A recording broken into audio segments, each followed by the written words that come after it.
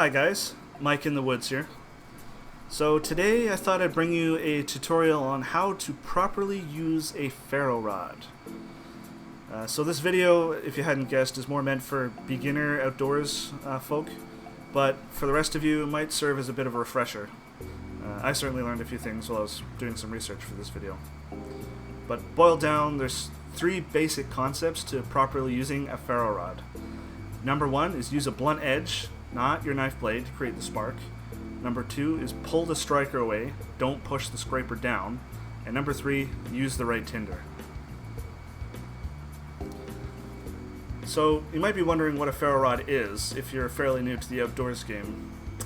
So simply put, a ferro rod, which is short for ferrocerium rod, is a rod made out of solid ferrocerium. While different brands can vary, the primary chemical composition of them is iron, cerium, and magnesium. The importance of this is that when scraped with a hard object, they produce a shower of sparks. These sparks can reach up to over 1600 degrees Celsius, or about 3000 degrees Fahrenheit.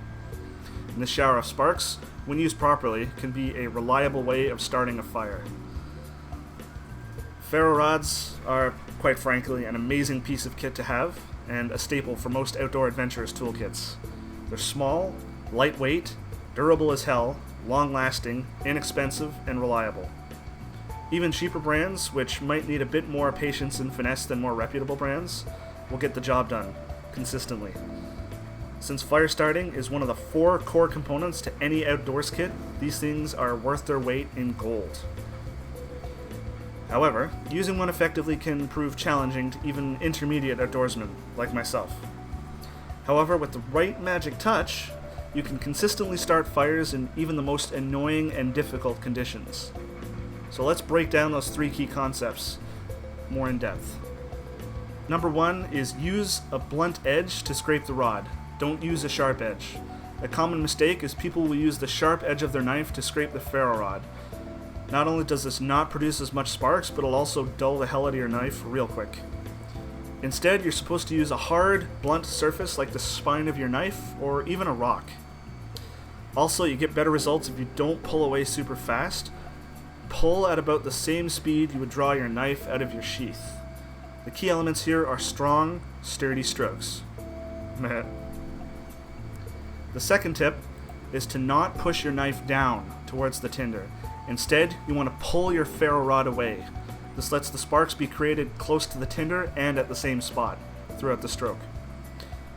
You also avoid the problem of pushing your scraper into the tinder and knocking it all over the place. As well, you get best results if you position your ferro rod at about a 45-degree angle. The third and final tip is using the right tinder. You want something that can catch on fire with just a spark.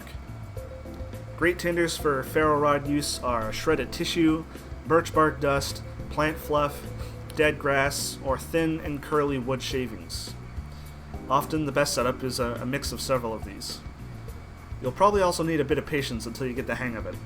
The key words here, when it comes to tinder, are extremely dry and fluffy.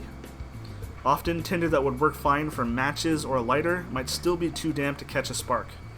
So remember these 2 key elements when considering tinder for ferro rod use.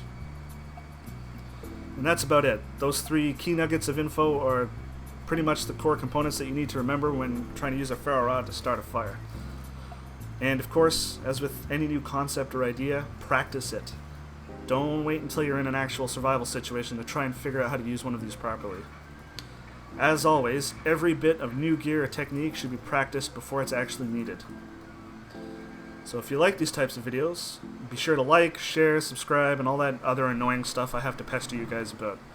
If you have ideas for tutorials that you'd like me to do in the future, or if you disagree with a particular aspect of my tutorial, please leave a comment below. And I've got lots of crazy ideas for this channel, so hopefully you guys stick around for a while. Cheers.